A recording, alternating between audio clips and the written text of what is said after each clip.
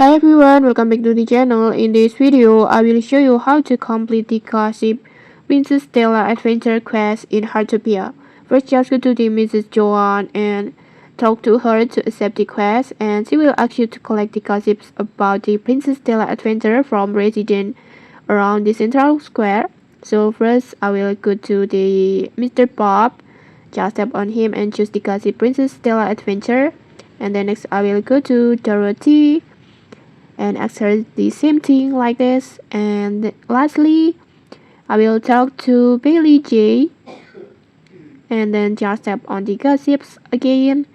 And after you have talked to all three NPCs, just go back to Mrs. Joan like this, and then just report all the stories that you collected. Just tap on the Mrs. Joan and then just report all the stories like this, one by one like this.